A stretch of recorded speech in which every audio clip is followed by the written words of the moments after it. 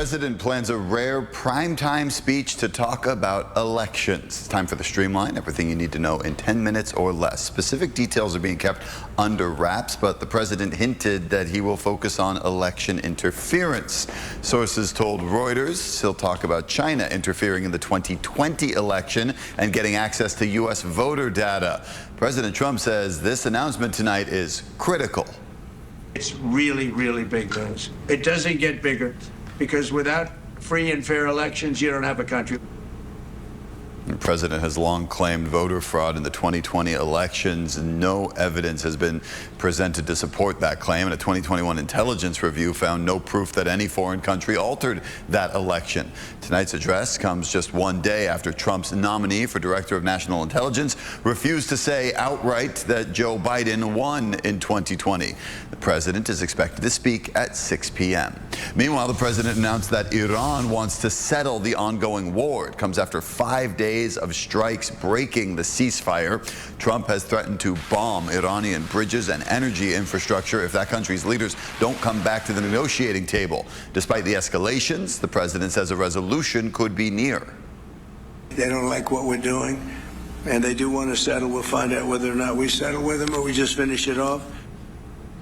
And what Trump calls a gesture of goodwill, Iran released an American citizen. The unnamed American was wrongfully detained during the Biden administration. Trump says she is now safe and in good condition.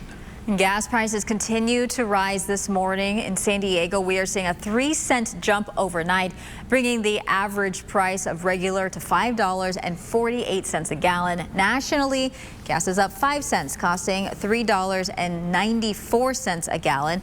During roundtable discussions, President Trump did acknowledge that the war will continue to impact oil prices, but he claimed that they will, quote, drop like a rock once the war is over.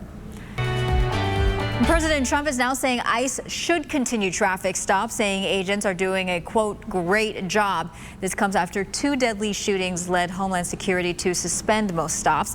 ABC 10 News reporter Laura Acevedo explains the reversal and what community leaders here are saying.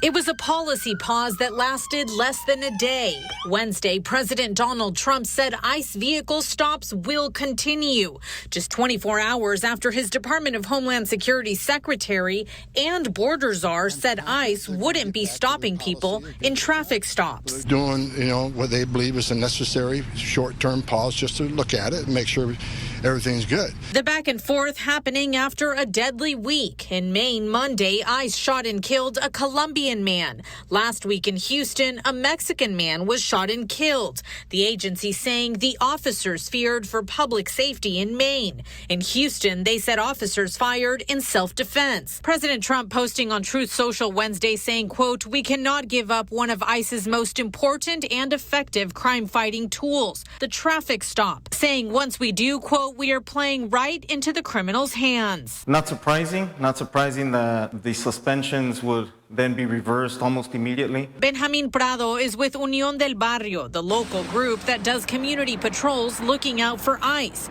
Tuesday, in an interview, Prado told me he didn't think the pause would last. By Wednesday, the pause was lifted. Message that he sent out to ICE agents that it's okay to break the law, to undermine basic constitutional guarantees. In his social media post, the president told ICE to be judicious, fair, and smart, and to go back and do their very important job. As the 2 deadly shootings are still under investigation, Prado hopes one day the ICE officers involved are held accountable. We're not going to hold our breath, but we intend to continue to document so that at some point, post this administration, that there will be accountability handed down. Laura Acevedo, ABC 10 News. Along with immigration, Laura covers the South Bay. If you have a story idea for her, you can scan that QR code there on your screen, or you can email her, laura.acevedo@10news.com. War Secretary Pete Hegseth is rolling out a new program to screen troops for low testosterone. This will be part of annual health screenings for troops 30 and older. Younger troops can volunteer for it. Hegseth says the goal is to help troops operate at their absolute best. The medical guidelines generally recommend against widespread testing because hormone levels vary throughout the day. 2 Democratic lawmakers are urging Hegseth to extend similar hormone testing to all service members. Treatment options would be up to the individual. The testing plan, though, comes as the Trump administration wants to ease limits on prescribing testosterone nationwide. The Blue Angels are investigating a maneuver that sent tents flying across a Florida beach. A jet flew unusually low over a crowd in Pensacola during an air show.